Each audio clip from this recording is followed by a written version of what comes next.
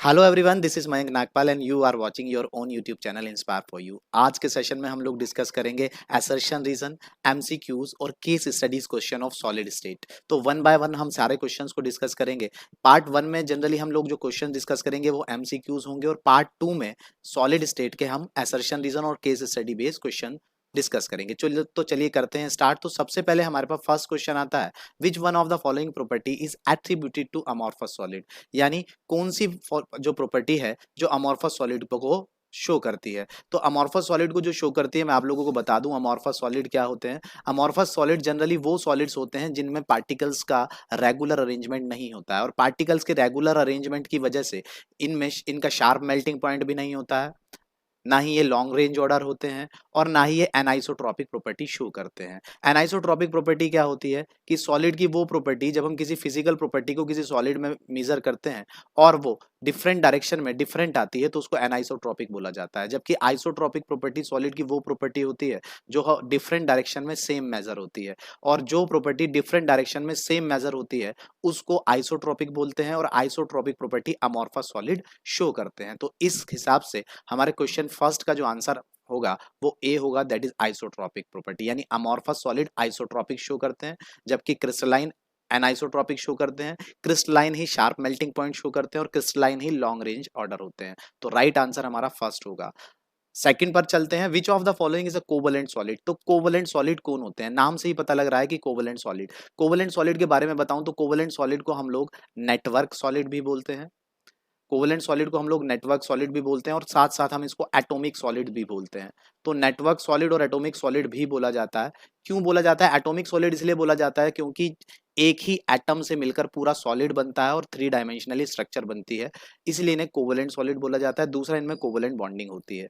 और नेटवर्क कहाँ पर बनता है, तो आप लोगों ने 10th में भी पढ़ा है कि डायमंड में एक कार्बन अगले 4 कार्बन से कनेक्ट होता है, वो अगला कार्बन अगले 4 कार्बन से कनेक्ट होता है, एंड सो ऑन। इस तरीके से कार्बन एक कार्बन नेक्स्ट 4 से कनेक्ट होता चला जाता है और एक नेटवर्क बनकर आता है। इसीलिए, और यहाँ जो बॉन्डिंग होती है वो कौन सी बॉन्डिंग होती है, कोवलेंट बॉन्डिंग। तो इसका राइट ऑप्शन जो होगा वो कौन सा होगा, सी यानी डायमंड होगा। तो कोवलेंट सॉलिड इनमें से कौन से हैं, डायमंड है। ठीक है, आगे बढ़ते हैं। अगर मैं इन सारे सॉलिड्स की बात करूं गाइस, तो ये मॉलिक्यूलर सॉलिड है, ये भी मॉलिक्यूलर सॉलिड है, और ये आपका आयोनिक सॉलिड है। तो डायमंड क्या है, तो डायमंड है आपका कोवलेंट सॉलिड है। तो डायमंड यहाँ पर क्या होता है, कोवलेंट सॉलिड होता है। नेक्स्ट क्वेश्चन डिस्कस करते हैं, question number 3, which of the following covalent solid is the conductor of electricity. कौन से सॉलिड इनमें से कंडक्टर ऑफ इलेक्ट्रिसिटी होगा, और कौन सा सॉलिड, कोवलेंट सॉलिड। तो मैं एक बात बता दूं आप लोगों को, कोवलेंट सॉलिड की प्रॉपर्टी क्या होती है। Covalent solid do not conduct electricity, या फिर हम ये कह सकते हैं कि ये बैड कंडक्टर होते हैं। कोवलेंट सॉलिड इलेक्ट्रिसिटी को पास नहीं कराते हैं। क्यों नहीं कराते हैं, क्योंकि ये बैड कंडक्टर होते हैं, ये बैड कंडक्टर होते हैं। तो लेकिन इनमें एक एक्सेप्शनल होता है, और वो एक्सेप्शनल है ग्रेफाइट। तो कोवलेंट सॉलिड में जो एक्सेप्शनल है वो ग्रेफाइट है। ग्रेफाइट को छोड़कर कोई भी सॉलिड, कोई भी कोवलेंट सॉलिड गुड कंडक्टर नहीं होता है। तो इसका राइट आंसर कौन सा है, ग्रेफाइट। तो नेक्स्ट पर चलते हैं, क्वेश्चन नंबर 4 पर, विच of the following is a characteristics of crystalline solid. Crystalline solid इनमें से कौन सा है। तो बच्चों क्रिस्टलाइन सॉलिड्स कौन से होते हैं, तो क्रिस्टलाइन सॉलिड वो होते हैं जहां पर पार्टिकल्स का अरेंजमेंट रेगुलर होता है, स्ट्रॉन्ग बॉन्डिंग होती है, high melting point boiling point होता है, शार्प मेल्टिंग पॉइंट होता है, लॉन्ग रेंज ऑर्डर होते हैं, एनाइसोट्रॉपिक प्रॉपर्टी शो करते हैं, उन्हीं को हम क्या बोलते हैं, क्रिस्टलाइन सॉलिड बोलते हैं। तो क्रिस्टलाइन सॉलिड में यहाँ पर क्या होगा, वाटर। वाटर जो है सॉलिड स्टेट में यानी आइस की फॉर्म में जो होता है वो कैसा होता है, क्रिस्टलाइन सॉलिड होता है। तो इसका आंसर कौन सा है, H2O सॉलिड, ना कि एच वाटर, ये वाला नहीं है, इसका आंसर सी होगा। नेक्स्ट आगे बढ़ते हैं, नेक्स्ट क्वेश्चन की ओर बढ़े तो हमारा है, glass is an example of. Guys glass जो होता है, ग्लास जो हमारा है वो कौन सा है, यानी ग्लास में पार्टिकल्स का रेगुलर अरेंजमेंट नहीं होता है, इसलिए ग्लास को अमॉर्फस सॉलिड में रखा जाता है। तो ग्लास किसका एग्जांपल है, अमॉर्फस सॉलिड का। और आपको पता है कि अमॉर्फस सॉलिड को हम एक और नाम देते हैं, दैट इज स्यूडो सॉलिड्स। हम अमॉर्फस सॉलिड को स्यूडो सॉलिड्स भी बोल सकते हैं। और अमॉर्फस सॉलिड के अंदर एक और प्रॉपर्टी होती है कि सुपर कूल्ड लिक्विड, यानी टेंडेंसी टू फ्लो होता है, फ्लो करने की टेंडेंसी होती है, जिसकी वजह से हम इन्हें सुपर कूल्ड लिक्विड भी बोलते हैं। तो इसका मतलब वो कह रहा है कि glass is an example of. तो ग्लास किसका एग्जाम्पल होगा, ग्लास को सूडो सॉलिड बोलते हैं तो सूडो सॉलिड का एग्जाम्पल भी है, और glass super cooled liquid tendency भी रखता है, इसलिए सुपर कूल्ड लिक्विड का भी एग्जाम्पल है। तो हमारा राइट ऑप्शन क्या होगा, तो हमारा राइट ऑप्शन होगा D, both A and C. Clear होती है बात। नेक्स्ट आगे बढ़ते हैं, what type of solid are malleable and ductile. तो गाइज आप लोग बचपन से छोटी क्लासेस से पढ़ते आते हैं कि जो मेटल्स होती हैं वो मैलिएबल डक्टाइल होती हैं नेचर में। तो जनरली यहाँ पर कौन सा आंसर बनेगा, मेटालिक सॉलिड्स का आंसर बनेगा, तो इसका आंसर है सी। नेक्स्ट आगे बढ़ते हैं, which of the following set of solid contain ionic solids. देखिए आयोनिक सॉलिड्स कौन से होते हैं, तो मैं आपको बता दूं, आयोनिक सॉलिड वो होते हैं जो कैटायन और एनायन से मिलकर बनते हैं, उनको हम आयोनिक सॉलिड्स बोलते हैं। कैटायन कौन होता है, तो कैटायन जनरली मेटल होता है, और एनायोनिक पार्ट कहाँ से आता है, तो वो आता है नॉन मेटल से। तो अब जरा हम यहाँ देखते हैं मेटल और नॉन मेटल के कॉम्बिनेशन से कौन कौन से कंपाउंड बने हैं। फर्स्ट देखते हैं NaCl, ये मेटल है, ये नॉन मेटल है, राइट है। MgO, ये मेटल है, ये नॉन मेटल है, राइट है। ZnS, ये मेटल है, ये नॉन मेटल है, राइट है। ठीक है, यहाँ चेक करें, ये मेटल है, ये नॉन मेटल है, ये मेटल है, ये नॉन मेटल, लेकिन यहाँ ये दोनों ही नॉन मेटल है, इसका मतलब ये तो नहीं होगा। यहाँ पर देखें, ये मेटल है, ये नॉन मेटल है, फिर दोबारा नॉन मेटल आ गई दोनों ही, तो ये भी नहीं होगा, और यहाँ भी ये दोनों नॉन मेटल हैं, ये भी नहीं होगा। तो राइट आंसर हमारा क्या होगा, फर्स्ट वाला। आयोनिक सॉलिड्स वो होते हैं जो मेटल और नॉन मेटल के कॉम्बिनेशन से बनते हैं। और NaCl में Na मेटल है, Cl नॉन मेटल है, Mg मेटल है, ऑक्सीजन नॉन मेटल है, जिंक मेटल है, सल्फर नॉन मेटल है, तो इसका राइट ऑप्शन फर्स्ट होगा। नेक्स्ट आगे बढ़ते हैं, when constituent particles are present only at the corner of a cubic unit cell is called। यानी वो ये कह रहे हैं कि जब किसी यूनिट सेल के अंदर पार्टिकल्स, जिन पार्टिकल से वो क्यूबिक सेल बना है, वो केवल और केवल कहाँ पर अरेंज हो, तो वो केवल और केवल कॉर्नर्स पर रखे हो। जब पार्टिकल्स केवल और केवल कॉर्नर पर रखे होते हैं तो ऐसे क्यूबिक यूनिट सेल को क्या बोलते हैं, सिंपल यूनिट सेल बोलते हैं। और सिंपल यूनिट सेल को हम एक और नाम दे देते हैं, that is primitive unit cell. तो इसका राइट आंसर होगा फर्स्ट। क्लियर है, आगे बढ़ते हैं। क्वेश्चन नंबर 9 की बात करते हैं। 9 आपके पास आता है, which of the following condition favours the existence of a substance in the solid state. देखिए सॉलिड स्टेट में इनमें से कौन सी कंडीशन ऐसी है जो सॉलिड स्टेट को फेवर करती है। तो देखिए सॉलिड स्टेट का मतलब है पार्टिकल्स, सॉलिड स्टेट में क्या होता है, पार्टिकल्स एक दूसरे के बहुत पास पास होते हैं, बॉन्ड बहुत स्ट्रांग होते हैं, ठीक है, मेल्टिंग पॉइंट बॉइलिंग पॉइंट बहुत ज्यादा होता है। अब देखो अगर हम टेम्परेचर किसी सॉलिड को टेम्परेचर बहुत ज्यादा देंगे तो सॉलिड को टेम्परेचर देने पर क्या होगा, उसके बॉन्ड वीक हो जाएंगे, और जैसे ही उसके बॉन्ड वीक होंगे बॉन्ड ब्रेक हो जाएंगे और वो लिक्विड में चला जाएगा। तो इसका मतलब हाई टेम्परेचर तो हो नहीं सकता। सेकंड आता है लो टेम्परेचर। हाँ अगर लो टेम्परेचर हुआ तो सॉलिड के जो बॉन्ड हैं वो अपनी स्ट्रेंथ के साथ बने रहेंगे और बॉन्ड ब्रेक नहीं होंगे, और बॉन्ड ब्रेक नहीं होंगे तो सॉलिड लिक्विड में नहीं जाएगा। तो इसका मतलब कौन सी कंडीशन फेवर कर रही है सॉलिड स्टेट को, लो टेम्परेचर। यानी लो टेम्परेचर पर सॉलिड कंडीशन में ही रहते हैं। लेकिन अगर हम टेम्परेचर हाई कर दें तो सॉलिड लिक्विड में कन्वर्ट हो जाता है, सॉलिड किस में कन्वर्ट हो जाता है, लिक्विड में कन्वर्ट हो जाता है। आगे बात करते हैं क्वेश्चन नंबर 10 की, विच of the following is not a characteristic of solid crystalline solid. इनमें से कौन सा क्रिस्टलाइन सॉलिड का कैरेक्टरिस्टिक नहीं है। तो लेट्स देखते हैं, जरा देखते हैं, definite a characteristic heat of fusion. Heat of fusion यानी क्रिस्टलाइन सॉलिड की जो हीट ऑफ फ्यूजन होती है वो डेफिनेट होती है, बिल्कुल सही है, क्रिस्टलाइन सॉलिड में हीट ऑफ फ्यूजन डेफिनेट होता है। नेक्स्ट आइसोट्रोपिक नेचर, तो हमने फर्स्ट क्वेश्चन में डिस्कस किया है कि आइसोट्रोपिक नेचर कौन शो करता है, अमॉर्फस शो करता है। आइसोट्रोपिक नेचर अमॉर्फस शो करते हैं, क्रिस्टलाइन शो नहीं करते हैं। तो यही है इसका आंसर कि इनमें से ये एक कैरेक्टरिस्टिक ऐसा है जो क्रिस्टलाइन सॉलिड्स को फॉलो नहीं करता है। आगे बढ़ते हैं नेक्स्ट क्वेश्चन की ओर। तो नेक्स्ट क्वेश्चन आपका आता है, which of the following is an example of amorphous solid. इनमें से अमॉर्फस सॉलिड का कौन सा एग्जांपल है। तो बच्चों अमॉर्फस सॉलिड्स का एग्जांपल क्या होते हैं, तो अमॉर्फस सॉलिड का एग्जांपल होता है ग्लास, ठीक है, ग्लास कौन सा, अगर ग्लास, ठीक है, क्वार्ट्स, देखिए अगर कहीं पर क्वार्ट्स लिखा है मैं आपको बता दूं तो क्वार्ट्स जो होता है वो क्रिस्टलाइन सॉलिड का एग्जांपल होता है, लेकिन कहीं लिखा है क्वार्ट्स ग्लास, क्वार्ट्स ग्लास, तो वो किसका एग्जांपल होगा, अमॉर्फस सॉलिड का एग्जांपल होगा। तो ये है क्वार्ट्स ग्लास, इसका राइट आंसर है बी।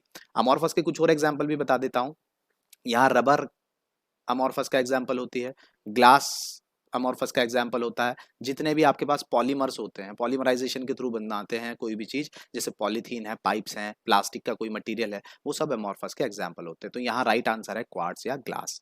आगे बढ़ते हैं, which of the following is true about the value of refractive index of quartz glass. देखिए अभी अभी मैंने बताया क्वार्ट्स ग्लास किसको फॉलो करता है, अमॉर्फस। यानी अगर कहीं क्वार्ट्स लिखा है तो वो क्या है, क्रिस्टलाइन, लेकिन अगर कहीं क्वार्ट्स ग्लास लिखा है तो वो क्या है, अमॉर्फस।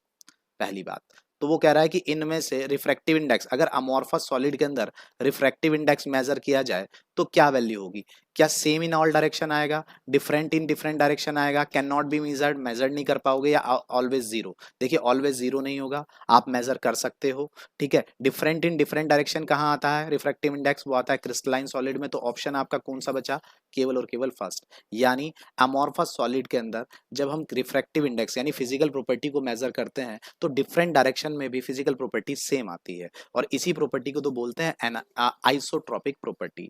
आगे बढ़ते हैं, question number 13, iodine molecule are held in the crystal lattice by. Iodine I2 का मॉलिक्यूल है बच्चों, I2 का मॉलिक्यूल किस तरीके की फॉर्मेशन से बना होता है, यानी किस तरीके के बॉन्ड उसमें होते हैं। तो देखो I और I के बीच में बॉन्ड बन रहा है, और दोनों जितना इलेक्ट्रोनेगेटिव ये है उतना ही इलेक्ट्रोनेगेटिव ये है, मीन्स ये दोनों एक दूसरे को कैंसिल आउट कर रहे हैं, इसलिए ये क्या है, नॉन आयोनिक कंपाउंड है, नॉन पोलर कंपाउंड है, नॉन पोलर कंपाउंड है। अब अगर एक नॉन पोलर को दूसरे नॉन पोलर के साथ जुड़ना है तो नो डाउट कि इनके बीच में कोई खास रिलेशन तो होता नहीं है, तो केवल और केवल एक वीक फोर्स ऑफ अट्रैक्शन लगता है, और इस वीक फोर्स ऑफ अट्रैक्शन को क्या बोलते हैं, लंडन फोर्स। तो यानी आयोडीन का जो मॉलिक्यूल होता है, आयोडीन का जो क्रिस्टल होता है, वो किस फोर्स के थ्रू जुड़े होते हैं आपस में, लंडन फोर्स के थ्रू जुड़े होते हैं। क्वेश्चन नंबर 14 की बात करते हैं, which of the following is a network solid. तो मैंने अभी बताया था नेटवर्क सॉलिड जनरली डायमंड बनाता है, ठीक है, तो इसका आंसर सीधा सीधा सा डायमंड हो जाएगा। आगे बढ़ते हैं तो नेक्स्ट क्वेश्चन पर आते हैं, which of the following solid is not an electrical conductor. Electrical conductor कौन नहीं होते, तो बच्चों जो नॉन आयोनिक सॉलिड होते हैं, जो नॉन आयोनिक सॉलिड होंगे वो क्या होंगे, वो इलेक्ट्रिकल कंडक्टर नहीं होंगे। और यहाँ पर नॉन आयोनिक सॉलिड कौन सा है, तो वो है आयोडीन। तो आयोडीन क्या है, यहाँ पर इलेक्ट्रिसिटी का कंडक्टर नहीं होता है। क्वेश्चन नंबर 16 की बात करते हैं, which of the following is not the characteristics of ionic solid. Ionic solids की इलेक्ट्रिकल कंडक्टिविटी मोल्टन स्टेट में बहुत ज्यादा होती है, कम नहीं होती है, और वो ये पूछ रहा है इनमें से सही, विच of the following is not the characteristics of ionic solid. देखिए ये भी आयोनिक सॉलिड का एग्जाम्पल है, यानी एनाइसोट्रॉपिक होते हैं आयोनिक सॉलिड, स्ट्रॉन्ग इंटरेक्शन होता है आयोनिक सॉलिड में, ब्रिटल होते हैं नेचर में, ये भी ठीक है, ये यानी ये सब कंडीशन आयनिक सॉलिड को फॉलो करती हैं, लेकिन ये कंडीशन फर्स्ट वाली आयनिक सॉलिड को फॉलो नहीं करती है। रीजन, क्योंकि आयनिक सॉलिड मोल्टन स्टेट में हाई वैल्यू होती है इलेक्ट्रिकल कंडक्टिविटी की, तो इसका ऑप्शन कौन सा राइट है, फर्स्ट ऑप्शन बिल्कुल राइट है। आगे बढ़ते हैं क्वेश्चन नंबर 17 पे, तो 17 की बात करें तो graphite is the good conductor of electricity due to the presence of. Graphite जो है इलेक्ट्रिसिटी का गुड कंडक्टर क्यों होता है, देखिए ग्रेफाइट किसका एग्जाम्पल होता है, तो ग्रेफाइट कोवलेंट का एग्जाम्पल होता है, और कोवलेंट का एग्जाम्पल होने के साथ साथ ये गुड कंडक्टर होता है, जबकि सारे कोवलेंट सॉलिड बैड कंडक्टर होते हैं केवल एक ग्रेफाइट को छोड़कर। तो ग्रेफाइट इसलिए होता है क्योंकि ग्रेफाइट के अंदर एक कार्बन अगले 3 कार्बन से जुड़ा होता है, और ग्रेफाइट की एक वैलेंसी फ्री होती है, और जब एक वैलेंसी जहां फ्री होती है तो वहां पर इलेक्ट्रॉन को मूव करने के लिए स्पेस मिल जाता है, और हमें पता है जिस सॉलिड में इलेक्ट्रॉन्स इजीली मूव कर पाते हैं वो बिकम्स गुड कंडक्टर बन जाता है इलेक्ट्रिसिटी का। तो यहाँ पर वो ये पूछ रहे हैं ग्रेफाइट गुड कंडक्टर है इलेक्ट्रिसिटी का किसकी वजह से, तो बच्चों फ्री वैलेंस इलेक्ट्रॉन्स की वजह से। आगे बढ़ते हैं क्वेश्चन नंबर 18 की ओर आते हैं, क्वेश्चन नंबर 18 की ओर आते हैं, तो the lattice side in a pure crystal can not be occupied. यानी किसी क्रिस्टल में, देखिए कोई सॉलिड क्रिस्टल सपोज करते हैं, ये एक सॉलिड क्रिस्टल है, और इस सॉलिड क्रिस्टल में वो क्वेश्चन कह रहा है कि जो लैटिस साइट होती है, लैटिस साइट किसे बोलते हैं बच्चों, लैटिस साइट होती है जहां पर एटम रखा होता है, the place where the atom is placed is called as lattice site. The lattice site in a pure crystal can not be occupied. किसी प्योर क्रिस्टल के अंदर लैटिस साइट किसके थ्रू ऑक्यूपाई नहीं होती है, तो बच्चों किस, can not be occupied by. देखिए लैटिस अगर वो सॉलिड मॉलिक्यूल से मिलकर बना है तो लैटिस साइड मॉलिक्यूल से ऑक्यूपाई होगी, अगर वो आयन से मिलकर बना है तो आयन से भी ऑक्यूपाई होगी, अगर वो एटम से मिलकर बना है तो एटम से भी ऑक्यूपाई होगी, लेकिन कभी भी लैटिस साइट इलेक्ट्रॉन से ऑक्यूपाई नहीं होती है, लैटिस साइट इलेक्ट्रॉन से ऑक्यूपाई नहीं होती है। तो इसका आंसर क्या होगा, थर्ड आंसर इसका राइट है कि लैटिस साइट इलेक्ट्रॉन से ऑक्यूपाई नहीं होती है, ठीक है, इलेक्ट्रॉन इसका आंसर है। आगे बढ़ते हैं क्वेश्चन नंबर 19 पर, तो the number of tetrahedral word present on each body diagonal in CCP. CCP में हर बॉडी डायगोनल पर कितने टेट्राहेड्रल वर्ड होते हैं, तो बच्चों सीसीपी में कितने टेट्राहेड्रल वर्ड होते हैं, यहां पर इसका आंसर होगा 2। बढ़ते हैं, the total number of tetrahedral वर्ड in face centered unit cell. Face centered unit cell में कितने टेट्राहेड्रल वर्ड होते हैं, तो पहले आपको ये पता होना चाहिए कि एफसीसी कितने एटम से मिलकर बना होता है, तो बच्चों एफसीसी टोटल एटम से कितने मिलकर बना होता है, 4। अभी अभी मैंने बताया कि कोई यूनिट सेल जितने एटम से मिलकर बना होता है उसके अंदर उतने ही ऑक्टाहेड्रल वर्ड होते हैं। और उसके डबल टेट्राहेड्रल वर्ड होते हैं। ठीक है, ऑक्टाहेड्रल वर्ड सॉरी 4 और टेट्राहेड्रल वर्ड होते हैं 8, तो इसका आंसर होगा 8।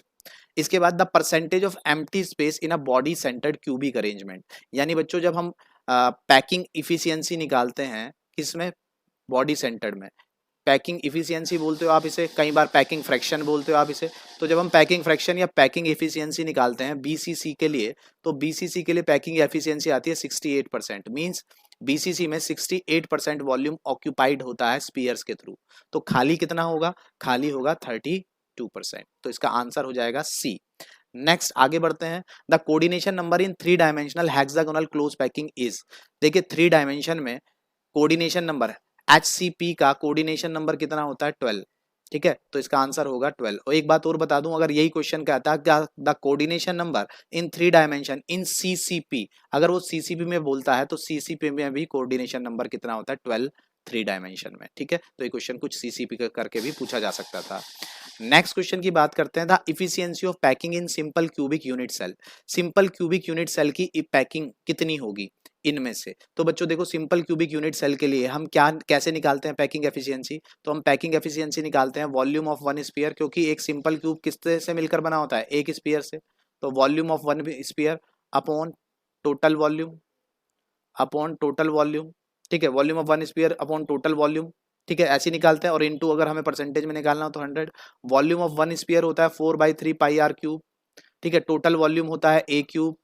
और हमें पता है कि सिंपल क्यूब के लिए रेडियस कितनी आती है, a/2 आती है। तो a कितनी होगी, 2r होगी। तो हम a की जगह कितना रख सकते हैं, 2r रख सकते हैं। तो हम इसको ऐसे लिख सकते हैं 4/3 pi r cube upon 2r की क्यूब। और जब मैं इसको आगे फर्दर सॉल्व करने की कोशिश करूंगा तो ये हो जाएगा 4/3 pi r cube upon 8r cube. होगा या नहीं होगा। और अगर ये 8r क्यूब हो जाएगा तो आप देखिए ये 3 इसमें मल्टीप्लाई हो जाएगा, तो ये हो जाएगा 4 pi r cube upon 24r cube. ठीक है, इस r क्यूब से ये r क्यूब कैंसिल हो जाएगा, 4 1 जा 4, 4 6 जा 24। तो इन शॉर्ट आंसर कितना आएगा, पाई/6। तो इसका आंसर कितना है, पाई/6 इसका आंसर है। अब क्वेश्चन नंबर 25 आता है, the correct relation for radius of atom and edge length in the case of FCC arrangement. तो FCC अरेंजमेंट में A और R के बीच में, एज और रेडियस के बीच में क्या होता है, क्या रिलेशन होता है। तो आपको इन शॉर्ट वो इनडायरेक्ट में आपसे FCC के लिए रेडियस का फॉर्मूला पूछ रहे हैं। तो FCC के लिए रेडियस का फॉर्मूला होता है A/2√2। तो कौन सा ऑप्शन सही रहेगा, सी इसका राइट आंसर होगा। The type of void present at the centre of the CCP unit cell, CCP unit cell के अंदर, CCP यूनिट सेल के अंदर जो वॉइड पाए जाते हैं वो किस तरीके के वॉइड बनते हैं। तो बच्चों CCP में जो यूनिट सेल के अंदर जो वॉइड मिलते हैं वो कौन से होते हैं, ऑक्टाहेड्रल वॉइड्स बनते हैं। नेक्स्ट क्वेश्चन ये देखिए, इसकी डायग्राम भी दिखाया गया है कि ये CCP है और CCP में ये जो यहाँ पर ये जो O जहाँ जहाँ लिखा है ये ऑक्टाहेड्रल वॉइड है। तो CCP की स्ट्रक्चर कुछ इस तरीके की होती है और इसके अंदर जो खाली जगहें बचती हैं वो कौन सी बचती हैं, ऑक्टाहेड्रल वॉइड वाली बचती हैं। ठीक है, आगे बढ़ते हैं। आगे बढ़े तो the ratio of atom present in per unit cell in BCC to that present in FCC, यानी BCC और FCC के बीच में वो रेशियो पूछ रहे हैं कितने एटम्स का होता है। तो देखिए BCC 2 एटम से मिलकर बना होता है जबकि FCC 4 एटम से मिलकर बना होता है। तो इसका मतलब क्या है, अगर मैं सिंपलेस्ट रेशियो निकालूं तो 2 1 जा 2 और 2 2 जा 4। तो मींस सिंपलेस्ट रेशियो क्या आ गया, 1:2, 1:2। तो आंसर होगा फर्स्ट वाला राइट। नेक्स्ट क्वेश्चन की ओर बढ़ते हैं 28, stoichiometry defect is also known as. तो बच्चों स्टोइकियोमेट्री को क्या बोलते हैं, तो मैं आपको बता दूं स्टोइकियोमेट्री डिफेक्ट को हम एक नाम देते हैं, दैट इज इंस्ट्रिंसिक डिफेक्ट। हम इसको इंस्ट्रिंसिक डिफेक्ट भी बोलते हैं और साथ साथ स्टोइकियोमेट्रिक डिफेक्ट को हम थर्मोडायनेमिक डिफेक्ट भी बोलते हैं। थर्मोडायनेमिक डिफेक्ट इसलिए बोला जाता है कि जनरली ये जो डिफेक्ट डेवलप होता है ये बाय हीटिंग होता है और हीटिंग की वजह से इसको हम क्या नाम देते हैं, थर्मोडायनेमिक डिफेक्ट, या फिर हम इसे इंस्ट्रिंसिक डिफेक्ट भी बोलते हैं। तो वो कह रहा है स्टोइकियोमेट्रिक डिफेक्ट को और क्या बोला जा सकता है, तो इंस्ट्रिंसिक डिफेक्ट भी बोला जा सकता है, थर्मोडायनेमिक डिफेक्ट भी बोला जा सकता है। इसलिए ऑप्शन होगा D right, both A and C ये इसका राइट आंसर है। आगे बढ़ते हैं क्वेश्चन नंबर 29 की ओर, which one of the following compound can show Frenkel defect. तो बच्चों फ्रेंकल डिफेक्ट कौन शो करता है, देखिए मैं आपको बता दूं फ्रेंकल डिफेक्ट वो मॉलिक्यूल्स वो आयंस शो करते हैं जिनमें साइज का लार्ज डिफरेंस होता है। जहां लार्ज डिफरेंस ऑफ साइज होता है वो शो करते हैं लार्ज डिफरेंस ऑफ साइज जिन आयंस के बीच में होता है वो शो करते हैं फ्रेंकल डिफेक्ट। जहां स्मॉल डिफरेंस होता है, स्मॉल डिफरेंस ऑफ साइज होता है, वो शो करते हैं कौन सा, स्कॉटकी डिफेक्ट। तो अब लार्ज डिफरेंस कहाँ दिख रहा है आपको, तो लार्ज डिफरेंस आपको दिख रहा है AgCl, Ag और Cl के दोनों इसके साइज में भी लार्ज डिफरेंस है, AgI भी के साइज में भी लार्ज डिफरेंस है, और ZnS इसके साइज में भी लार्ज डिफरेंस है। तो इसका मतलब क्या होगा कि ये सारे एग्जाम्पल किसके हैं, ये सारे एग्जाम्पल फ्रेंकल डिफेक्ट के हैं। तो इसका आंसर बनेगा ऑल ऑफ दीज। ठीक है, जबकि स्कॉटकी के कैसे एग्जाम्पल बनते हैं, NaCl KCl टाइप के एग्जाम्पल बनते हैं। आगे बढ़ रहे हैं। In NaCl there are Schottky pairs per centimetre cube at room temperature. ये एनसीईआरटी में नहीं है, मैंने जान के क्वेश्चन डाला गया है। तो इसका एक्सप्लेनेशन, इसका राइट आंसर तो है 10⁶ और इसका एक्सप्लेनेशन देता हूं मैं आगे। देखिए, आपको कहीं नोट करके लिख भी लेना इस बात को कि नंबर ऑफ स्कॉटकी डिफेक्ट पर 1 सेंटीमीटर क्यूब। अगर आपसे ये पूछा जाता है कि 1 सेंटीमीटर क्यूब के अंदर कितना स्कॉट की डिफेक्ट डेवलप होता है, तो आपको डायरेक्ट याद रखना है 10⁶ और क्वेश्चन में यही पूछा गया था। तो हमारा आंसर क्या था, 10⁶। 1 सेंटीमीटर क्यूब में कितना स्कॉट की डिफेक्ट डेवलप होगा, तो आप कितना बताओगे, 10⁶। इसको नोट बना के लिख लीजिए। लेकिन कई बार एक और क्वेश्चन पूछा जाता है जिसको मैंने यहीं एक्सप्लेन कर दिया है कि अब देखिए, number of ions in 1 centimetre cube. अगर हम 1 सेंटीमीटर क्यूब में आयंस देखते हैं तो वो आते हैं 10⁻22। तो number of ions having 1 Schottky defect, अगर वो पूछता एक स्कॉट की डिफेक्ट में बताइए कितने आयंस होंगे, एक स्कॉट की डिफेक्ट में बताइए कितने आयंस होंगे, तो हम क्या करते हैं, हम करते total number of ions in 1 centimetre cube upon number of Schottky defect in 1 centimetre cube. Total number of ions 1 centimetre cube में कितने टोटल नंबर ऑफ आयंस होते हैं, तो 10⁻22। और number of Schottky defect 1 centimetre cube में कितने होते हैं, अभी अभी बताया 10⁶। तो अब अगर आप इसको इससे डिवाइड करेंगे तो आंसर आएगा 10⁻16। तो आप समझिए, अगर आपसे डायरेक्ट पूछता है कि number of Schottky defect पर सेंटीमीटर क्यूब में कितना number of Schottky defect आएगा, तो आपका आंसर होगा 10⁶। अगर वो आपसे पूछता है कि 1 सेंटीमीटर क्यूब में कितने आयंस होते हैं, तो आपका आंसर होना चाहिए 10⁻22। और अगर वो ऑप्शन में आपसे पूछता है कि number of ions in 1 Schottky defect, तो number of ions in 1 Schottky defect आपका आंसर होगा 10⁻16। क्वेश्चन भले ही एक था, मैंने 3 क्वेश्चन को बना के इसको एक्सप्लेन करने की कोशिश की है। आप इसको नोट बना के जरूर लिख लें, क्योंकि इसके बारे में एनसीईआरटी में ज्यादा कुछ नहीं दिया है। आगे बढ़ते हैं। The ionic solid which show Frenkel as well as Schottky defect. ये क्वेश्चन बहुत बार पूछा जाता है कि ऐसा कौन सा सॉलिड है जो दोनों ही डिफेक्ट को शो करता है। तो ऐसा कौन सा सॉलिड है, तो वो है AgBr। AgBr दोनों सॉलिड, दोनों डिफेक्ट्स को शो करता है, फ्रेंकल डिफेक्ट को भी और स्कॉट की डिफेक्ट को भी। नेक्स्ट क्वेश्चन की ओर बढ़ते हैं, तो है an ionic sites occupied by the electrons are called. Anionic site, देखिए किसी सॉलिड के अंदर जब एनायनिक साइट किसके थ्रू, इलेक्ट्रॉन के थ्रू ऑक्यूपाई हो जाती है, तो उसको क्या बोला जाता है, उसको बोला जाता है स्टूडेंट एफ सेंटर्स। उसको बोला जाता है एफ सेंटर, ये होगा डी। ठीक है, आगे बढ़ते हैं। The solid which are good conductor of electricity should have conductivity in order of. वो सॉलिड जो गुड कंडक्टर ऑफ इलेक्ट्रिसिटी होते हैं उनमें कंडक्टिविटी का ऑर्डर कितना होता है, तो ये आपको डायरेक्ट याद रखना होता है। उनमें कंडक्टिविटी का ऑर्डर होता है 10⁻7 ohm inverse metre inverse. Next question आता है, identify the anti ferromagnetic substances. Anti ferromagnetic substances वो होते हैं जो एक दूसरे के, जिनके डोमेन एक दूसरे के मैग्नेटिज्म को कैंसिल आउट कर देते हैं, उनको एंटी फेरोमैग्नेटिक सब्सटेंसेस बोलते हैं, और वो इसका एग्जाम्पल बनता है MnO। ठीक है, तो नेक्स्ट आगे बढ़ते हैं। The solid which are good conductor of electricity should have the conductivity. ये क्वेश्चन दोबारा रिपीट हो गया, तो इसका आंसर ए ही बनेगा। ठीक है, क्वेश्चन नंबर 36 की बात करते हैं। एन टाइप सेमीकंडक्टर्स आर, देखिए चाहे एन टाइप सेमीकंडक्टर हो, यही क्वेश्चन पी टाइप में भी पूछा जा सकता था। दो तरीके के सेमीकंडक्टर्स होते हैं, तो चाहे आपका एन टाइप सेमीकंडक्टर हो या आपका पी टाइप सेमीकंडक्टर हो, जब ये सेमीकंडक्टर बन जाते हैं तो ये नेचर में कैसे हो जाते हैं, न्यूट्रल। तो इसका आंसर हमेशा आपको न्यूट्रल देना है, चाहे वो एन टाइप के बारे में पूछे या फिर पी टाइप के बारे में पूछे, तो इसका आंसर होगा न्यूट्रल। ठीक है, नेक्स्ट आगे बढ़ते हैं। तो विच of the following substances diamagnetic. बच्चों डायामैग्नेटिक वो होते हैं जो मैग्नेटिक फील्ड में क्या होते हैं, मैग्नेट के टूवर्ड्स अट्रैक्ट नहीं होते हैं। वो सब्सटेंस जो मैग्नेटिक फील्ड में मैग्नेट के टूवर्ड्स अट्रैक्ट नहीं होते, उनको डायामैग्नेटिक सब्सटेंसेस बोला जाता है। तो इसका आंसर होगा डी। NaCl मैग्नेटिक फील्ड में मैग्नेट के टूवर्ड्स अट्रैक्ट नहीं होता है, इसलिए डायामैग्नेटिक होता है। और हम ये कह सकते हैं कि इनके आउटर मोस्ट में पेयर्ड इलेक्ट्रॉन होते हैं, तो जिनके आउटर मोस्ट में पेयर्ड इलेक्ट्रॉन होते हैं वो नेचर में डायामैग्नेटिक होते हैं। NaCl के आउटर मोस्ट में पेयर्ड इलेक्ट्रॉन्स होते हैं, ये भी कहा जा सकता है। क्वेश्चन नंबर 38 की बात करते हैं। Metal excess defect arises due to. अभी अभी बताया कि मेटल एक्सेस डिफेक्ट किसकी वजह से पैदा होता है। तो मेटल एक्सेस डिफेक्ट दो तरीके से डेवलप हो सकता है, due to anionic vacancy, due to anionic vacancy, और दूसरा मेटल एक्सेस डिफेक्ट होता है due to extra cation, due to extra cation. तो मेटल एक्सेस डिफेक्ट दो तरीके का होता है, ड्यू टू एनायनिक वैकेंसी और ड्यू टू एक्स्ट्रा कैटायन। तो एनायनिक वैकेंसी भी है और यहाँ ऑप्शन में एक्स्ट्रा कैटायन भी है, तो इसका मतलब हमारा आंसर कौन सा ठीक होगा, D, both A and B, A and B. यानी metal excess defect anionic vacancy की वजह से भी डेवलप होता है और metal excess defect extra cation की वजह से भी डेवलप होता है।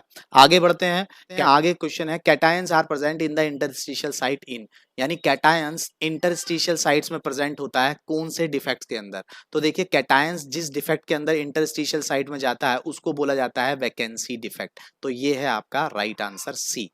Next question, which of the following is true about charge acquired by the P type semiconductor. मैंने अभी अभी इससे पहले यही डिफाइन किया था कि एन टाइप हो या पी टाइप हो उस पर चार्ज कैसा होता है, वो न्यूट्रल होता है। तो ये है आपका बी, इसका ऑप्शन बिल्कुल बी राइट होगा। नेक्स्ट आगे बढ़ते हैं, तो नेक्स्ट क्वेश्चन है question number 41, Schottky defect is observed in crystals. Schottky defect किस तरीके के क्रिस्टल्स में पाया जाता है। तो बच्चों स्कॉट की डिफेक्ट तब डेवलप होता है जब इक्वल नंबर में कैटायंस और इक्वल नंबर में एनायंस अपनी लैटिस साइड से मिस हो जाते हैं, तो उन्हें क्या बोलते हैं, स्कॉट की डिफेक्ट बोलते हैं। तो राइट आंसर हमारा कौन सा होगा, B, equal number of cations and anions are missing from their lattice site. Next question number 42 आता है, the get an n type semiconductor for from silicon it should be developed with a substance with valence। यानी जब n type semiconductors बनते हैं तो वो कितने valence electrons वाले दूसरे पार्टिकल से मिलकर बनते हैं। तो आपको मैं बता दूं n type semiconductors जब ग्रुप 14 के एलिमेंट्स ग्रुप 15 के एलिमेंट के साथ डोप किए जाते हैं, यानी जब ग्रुप 14 और ग्रुप 15 के एलिमेंट आपस में मिक्स किए जाते हैं या डोप्ड कह लो, डोप किए जाते हैं तब बनते हैं। तो ग्रुप 15 के एलिमेंट के साथ, इसलिए इसका राइट आंसर होगा 5। ठीक है, तो ग्रुप 15 के आउटर मोस्ट में 5 इलेक्ट्रॉन्स होते हैं। आगे बढ़ रहे हैं, which of the following point defects are shown by AgBr crystal. तो देखिए AgBr किसके थ्रू रिप्रेजेंट किया जाता है। तो AgBr की अगर मैं बात करूं तो AgBr में अभी अभी बताया था ये एक ऐसा है जो दोनों शो करते हैं, ये फ्रैंकल डिफेक्ट भी शो करता है और ये स्कॉट की डिफेक्ट भी शो करता है। तो इसका मतलब क्या है, फ्रैंकल डिफेक्ट भी शो कर रहा है, स्कॉट की भी डिफेक्ट शो कर रहा है, तो इसका मतलब ऑप्शन कौन सा होगा, स्कॉट की डिफेक्ट भी है, फ्रैंकल भी है, तो ऑप्शन होगा ये फर्स्ट वाला, ए एंड बी। ये ऑप्शन हमारा राइट आंसर है। इसके बाद, in which pair most efficient packing is present. कौन से पेयर में सबसे ज्यादा इफिशियंट पैकिंग पाई जाती है, यानी सबसे ज्यादा कौन से पेयर में सबसे ज्यादा पैकिंग होती है, यानी पैकिंग एफिशिएंसी किसकी ज्यादा होती है। तो मैं आपको सबका ही रिमाइंड करा दूं, सिंपल क्यूब की पैकिंग एफिशिएंसी कितनी होती है, 52.4% होती है, जबकि बीसीसी की पैकिंग एफिशिएंसी 68% होती है, जबकि एफसीसी की, क्योंकि एफसीसी जस्ट लाइक किसके होता है, सीसीपी के, तो इसकी भी पैकिंग एफिशिएंसी कितनी होती है, 74%। वहीं एचसीपी की पैकिंग एफिशिएंसी भी कितनी होती है, 74%। तो आप बताइए कि इन सब में सबसे ज्यादा पैकिंग एफिशिएंसी किसकी है, इनकी है। तो इनमें से अगर कोई ऑप्शन मिलता है तो वो राइट होगा। एचसीपी एंड बीसीसी, बीसीसी की कम होती है तो ये तो नहीं होगा, एचसीपी तो है लेकिन बीसीसी नहीं है। एचसीपी एंड सीसीपी, देखिए आप, एचसीपी की 74%, सीसीपी की 74%, इसका मतलब कौन सा आंसर राइट है, B, B answer is right. आगे बढ़ते हैं, क्वेश्चन नंबर 45 है, which of the following statement is not true about the hexagonal close packing. HCP के लिए कौन सा स्टेटमेंट ट्रू नहीं है। तो बच्चों फर्स्ट की बात करें तो एचसीपी का कोऑर्डिनेशन नंबर 12 होता है, बिल्कुल ठीक है। एचसीपी का भी कोऑर्डिनेशन नंबर 12 होता है, सीसीपी का भी कोऑर्डिनेशन नंबर 12 होता है, मैंने ये एक्स्ट्रा में बता रहा हूँ। आगे अभी अभी बताया एचसीपी की पैकिंग एफिशिएंसी 74% होती है, तो ये भी बात ठीक है, फर्स्ट वाला भी ठीक है, सेकंड वाला भी ठीक है। आगे है, tetrahedral void of second layer are covered by the sphere of the third layer. यानी देखिए एचसीपी कैसे बनता है कि नीचे बेस होता है, ठीक है, कुछ इस तरीके का बेस होता है, इसके ऊपर 3 एटम्स ऐसे रखे होते हैं और उसके बाद फिर वही बेस होता है, यानी ये ए है, ये बी है और फिर वापस ए है। तो वो यही कह रहा है कि सेकंड लेयर थर्ड लेयर के जैसी होती है, यानी ऑक्टाहेड्रल वर्ड, तो ये भी ऑप्शन ठीक है। तो ऑप्शन गलत कौन सा हुआ, डी, डी ऑप्शन गलत है कि fourth layer exactly first layer के जैसी यहाँ पर नहीं होती है। ठीक है, नेक्स्ट आता है 46 पर। क्वेश्चन नंबर 46 है, what is the coordination number in A square close packed structure. तो स्क्वायर क्लोज पैक्ड स्ट्रक्चर के अंदर, स्क्वायर देखिए 2 डायमेंशन की बात कर रहा है और हमें पता है 2 डायमेंशन में 2 स्ट्रक्चर मिलती हैं, square close packing, square close packing मिलती है, और दूसरी हमें मिलती है hexagonal close packing, hexagonal close packing. तो बच्चों स्क्वायर क्लोज पैकिंग में कोऑर्डिनेशन नंबर होता है 4 और हेक्सागोनल क्लोज पैकिंग में कोऑर्डिनेशन नंबर होता है 6। तो उसने कौन सा पूछा है, उसने स्क्वायर क्लोज पैकिंग का पूछा है, तो उसका राइट आंसर होगा 4। अगर वो यही कहता कि 2 डायमेंशन में हेक्सागोनल क्लोज पैकिंग का कोऑर्डिनेशन नंबर कितना है, तो उसका आंसर होता है 6। आगे बढ़ते हैं, question number 47, what kind of defect are introduced by doping. बच्चों डोपिंग के थ्रू कौन सा डिफेक्ट डेवलप होता है, यानी अगर हम किसी एक मटेरियल में दूसरा मटेरियल मिला दें, जब हम एक सब्सटेंस के अंदर दूसरा सब्सटेंस मिला देते हैं तो इसे इम्प्यूरिटी डिफेक्ट बोलते हैं और इस प्रोसेस को डोपिंग भी बोलते हैं। तो डोपिंग के थ्रू जो डिफेक्ट डेवलप होता है बच्चों, वो होता है इलेक्ट्रॉनिक डिफेक्ट, यानी वहां पर उसकी इलेक्ट्रिकल कंडक्टिविटी बढ़ जाती है, इसलिए इलेक्ट्रॉनिक डिफेक्ट डेवलप हो जाता है। Next question number 48, silicon doped with electron rich impurity form. जब सिलिकॉन इलेक्ट्रॉन रिच इंप्यूरिटी वाले सब्सटेंस के साथ मिलता है तो वो क्या बनाता है, तो बच्चों वो एन टाइप सेमीकंडक्टर्स बनाता है। आगे बढ़ते हैं, आगे अगर हम नेक्स्ट क्वेश्चन की ओर बात करें तो नेक्स्ट क्वेश्चन है, which of the following statement is not true. इनमें से ट्रू स्टेटमेंट कौन सा नहीं है। Paramagnetic substance are weakly attract by magnetic field, बिल्कुल ठीक है, यानी पैरामैग्नेटिक सब्सटेंस मैग्नेटिक फील्ड में अट्रैक्ट होते हैं लेकिन बहुत अच्छे से नहीं होते हैं। Ferromagnetic substances can not be magnetised permanently, ferromagnetic substance permanently magnetised हो सकते हैं, तो ये स्टेटमेंट हमारा गलत है, यानी हमारा आंसर है बी। आगे बढ़ते हैं, which of the following statement is not true about the ionic solid. Ionic solid के लिए क्या ट्रू नहीं है, तो देखिए पहला, bigger ions from the close packed structure, ये बिल्कुल ट्रू है, ठीक है। Small ions occupy either the tetrahedral और octahedral void depending upon their size, यानी साइज के बेस पर कई बार जो छोटे आयंस होते हैं वो टेट्राहेड्रल वॉइड में भी कुछ चले जाते हैं और ऑक्टाहेड्रल वॉइड में भी चले जाते हैं, बिल्कुल ठीक बात है, ये भी ठीक है। Occupation of all the voids is not necessary, यानी हर वॉइड में छोटे एटम्स जाके बैठ ही जाएं ऐसा जरूरी नहीं है, ये भी बात ठीक है, कई बार बैठते हैं और कई बार नहीं बैठते हैं। तो बचा कौन सा option, D, the fraction of octahedral and tetrahedral void occupied depend upon the radii of the ion occupy the voids, यानी ऑक्टाहेड्रल और टेट्राहेड्रल वॉइड का फ्रैक्शन रेडियस पर, आयंस की रेडियस पर डिपेंड नहीं करता है, ठीक है। नेक्स्ट क्वेश्चन देखते हैं, 51, the correct order of following packing efficiency in different type of unit cell. इनमें से कौन से टाइप के यूनिट सेल में करेक्ट ऑर्डर होना चाहिए, तो बच्चों इनमें से कौन से टाइप के पैकिंग इफिशियंसी, तो अभी अभी मैंने बताया था एफसीसी, बीसीसी की भी पैकिंग एफिशिएंसी बताई थी और सिंपल क्यूब की भी। तो मैंने आपको बताया था सिंपल क्यूब की पैकिंग एफिशिएंसी 52.4% होती है, बीसीसी की 68% होती है, जबकि एफसीसी की 74% होती है। तो राइट ऑर्डर क्या होगा, एफसीसी सबसे ज्यादा, बीसीसी उससे कम और सिंपल क्यूब उससे कम। तो कौन सा ऑप्शन आपको सही दिख रहा है, बी ऑप्शन ये सही दिख रहा है। Next, which of the following defect is also known as dislocation defect. इनमें से कौन से डिफेक्ट को हम डिसलोकेशन डिफेक्ट बोलते हैं। बच्चों फ्रैंकल डिफेक्ट में क्या होता है, फ्रैंकल डिफेक्ट में जो पार्टिकल्स होते हैं वो कई बार अपनी फिक्स्ड पोजीशन छोड़कर कहाँ चले जाते हैं, इस इंटरस्टिशियल साइट में, खाली जगह में मूव कर जाते हैं। और खाली जगह में मूव करने को, जब पार्टिकल्स खाली जगह में मूव कर जाते हैं तो उसी को बोलते हैं फ्रैंकल डिफेक्ट। तो फ्रैंकल डिफेक्ट में वो क्या कह रहा है, which of the following defect is also known as dislocation defect. तो ये डिसलोकेट ही तो हो रहे हैं और डिसलोकेट होने को हम क्या बोलते हैं, फ्रैंकल भी बोलते हैं। तो इसका राइट आंसर क्या होगा, फ्रैंकल डिफेक्ट, यानी फ्रैंकल डिफेक्ट को ही डिसलोकेशन डिफेक्ट बोला जाता है। नेक्स्ट क्वेश्चन देखते हैं, in the cubic close packing the unit cell has, CCP में कितने यूनिट सेल्स बनते हैं। In the cubic close packing, in the cubic close packing the unit cell has, यानी सीसीपी के अंदर किसी एक यूनिट सेल में कितने वॉइड तैयार होते हैं। तो बच्चों सीसीपी में देखो, आपको मैंने बताया सीसीपी कैलकुलेशन में जस्ट लाइक द एफसीसी है। तो एफसीसी कितने एटम से मिलकर बना होता है, 4। तो सीसीपी भी कितने एटम से मिला कर बना होगा, 4। अब कोई सॉलिड, कोई यूनिट सेल जितने एटम से मिलकर बना होता है उसके अंदर ऑक्टाहेड्रल वर्ड भी उतने ही होते हैं। तो इसका मतलब इसके अंदर ऑक्टाहेड्रल वर्ड कितने होंगे, 4। लेकिन टेट्राहेड्रल वर्ड उसके कितने होते हैं, डबल, यानी टेट्राहेड्रल वर्ड होंगे 8। तो इसका राइट आंसर आप कौन सा लिखेंगे, 8 tetrahedral void within the unit cell, ये इसका आंसर सही होगा। Next question number 54, the edge length of the unit cell in terms of radius sphere constituting FCC, BCC and simple cubic, यानी वो तीनों की रेडियस के लिए फॉर्मूला पूछ रहा है, एफसीसी के लिए पूछ रहा है, बीसीसी के लिए पूछ रहा है और सिंपल क्यूब के लिए पूछ रहा है। ठीक है, तीनों के लिए रेडियस का फॉर्मूला जो होता है बच्चों, अगर आप इसके लिए तीनों के लिए रेडियस का फॉर्मूला निकालोगे तो एफसीसी बीसीसी के लिए, एफसीसी के लिए 2√2r हो सकता है, ठीक है, ये फॉर्मूला होता है। और बीसीसी का रेडियस का फॉर्मूला, अगर हम एज की बात करें, सॉरी एज ये होता है तो रेडियस ये हो जाएगी, ठीक है। बीसीसी के लिए एज का फॉर्मूला क्या होता है, 4r/√3, ठीक है। और सिंपल क्यूब के लिए होता है 2r एच, ठीक है। तो वो क्या पूछ रहा है, एज लेंथ ही तो पूछ रहा है, the edge length of the unit cell. तो देखिए एफसीसी की एज लेंथ ये होती है, बीसीसी की एज लेंथ का फॉर्मूला ये होता है, सिंपल क्यूब के लिए एज लेंथ का फॉर्मूला ये होता है। तो ये इनमें से कौन सा ऑप्शन आपको ठीक दिख रहा है, वो हमारा फर्स्ट वाला है। आगे बढ़ते हैं, which of the following represent correct order of conductivity in solid.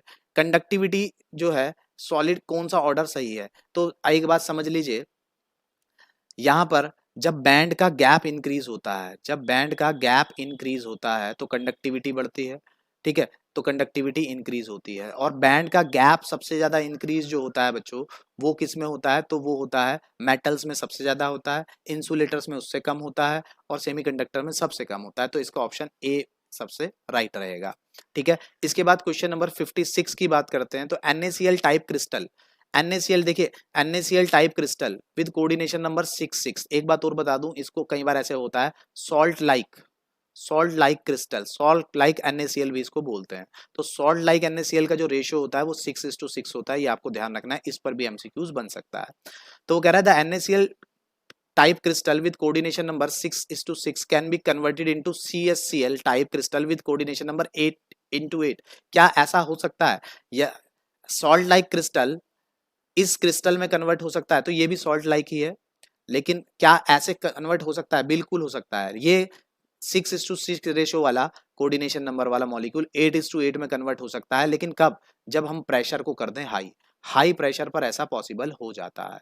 तो इसका आंसर हाई प्रेशर होगा, यानी इसका आंसर बी होगा। नेक्स्ट क्वेश्चन की बात करते हैं। तो नेक्स्ट क्वेश्चन की बात करें तो अगला क्वेश्चन आता है, how many chloride ions are surrounding sodium ions in chloride ions. ठीक है, sodium ions in chloride ions, यानी कितने एटम्स सोडियम, अभी बताया था मैंने 6:6 का रेशियो होता है, तो इसका आंसर कितना होगा, 6 होगा, ठीक है। तो इसका आंसर कितना होगा, 6 होगा। नेक्स्ट, इन NaCl स्ट्रक्चर, NaCl की स्ट्रक्चर में all octahedral and tetrahedral sites are occupied, only octahedral sites are occupied, tetrahedral sites are occupied, neither octahedral tetrahedral। तो आपको बता दूं NaCl की क्रिस्टल में केवल और केवल octahedral साइट ही ऑक्यूपाइड होती हैं, टेट्राहेड्रल साइट ऑक्यूपाई नहीं होती हैं। तो इसका ऑप्शन बी राइट रहेगा। आगे बढ़ रहे हैं, alkali halide do not show Frenkel defect. देखिए एल्कली हैलाइड फ्रेंकल डिफेक्ट क्यों शो नहीं करते हैं, एल्कली मींस फर्स्ट ग्रुप की मेटल जैसे एन है, हैलाइड फिर फॉर Cl। तो देखिए इन दोनों के साइज में ज्यादा डिफरेंस नहीं है, और मैंने बताया था जिनके साइज में ज्यादा डिफरेंस नहीं होता है वो स्कॉट की डिफेक्ट दिखाते हैं, वो स्कॉट की डिफेक्ट शो करते हैं। तो alkali halide do not show Frenkel defect, क्योंकि एल्कली हैलाइड इसलिए फ्रेंकल डिफेक्ट शो नहीं करते हैं क्योंकि इनके साइज का डिफरेंस बहुत कम होता है और इनका कोऑर्डिनेशन नंबर बहुत ज्यादा होता है। तो अब इनमें से ऑप्शन देखते हैं, cation and ion have almost equal size, there is a large difference in size of cation and ion, cation and ion have low coordination number, anion can not be accommodate in voids. तो first answer इसका ठीक होगा, cation और anion का size difference बहुत कम होता है, almost similar size के होते हैं, और इनका कोऑर्डिनेशन नंबर अगर होता तो इनका कोऑर्डिनेशन नंबर क्या होता है, हाई होता है। तो इसलिए फर्स्ट ऑप्शन इसका सही रहेगा। फ्रेंकल डिफेक्ट में साइज का डिफरेंस बहुत ज्यादा होता है और कोऑर्डिनेशन नंबर कम होता है, वो फ्रेंकल डिफेक्ट शो करते हैं। इन NaCl क्रिस्टल ये दोबारा रिपीट हो गया, तो इसका आंसर बी ही बनेगा, ऑक्टाहेड्रल वर्ड ही होते हैं। ठीक है, तो इस तरीके से ऑलमोस्ट हमारे सारे क्वेश्चंस कंप्लीट हो जाते हैं, यानी हमने 60 क्वेश्चन MCQs डिस्कस करे हैं। और नेक्स्ट पार्ट में अब हम असर्शन रीजन और केस स्टडीज डिस्कस करेंगे। और होप आपको ये वीडियो अच्छी लगी होगी। आप इनमें से जो आपको कोई डाउट या क्वेरी किसी क्वेश्चन में हो या किसी क्वेश्चन के आंसर में हो, तो आप मुझे कमेंट बॉक्स में जरूर लिखें, मैं उसका एक्सप्लेनेशन कमेंट बॉक्स में आपको पर्सनली जरूर डालूंगा। साथ साथ पार्ट 2 भी देखना ना भूलें, क्योंकि पार्ट 2 में हम असर्शन रीजन, इसी चैप्टर के असर्शन रीजन और केस स्टडी से रिलेटेड क्वेश्चन को डिस्कस करेंगे। तो मिलता हूं आपसे नेक्स्ट वीडियो में। Thank you very much.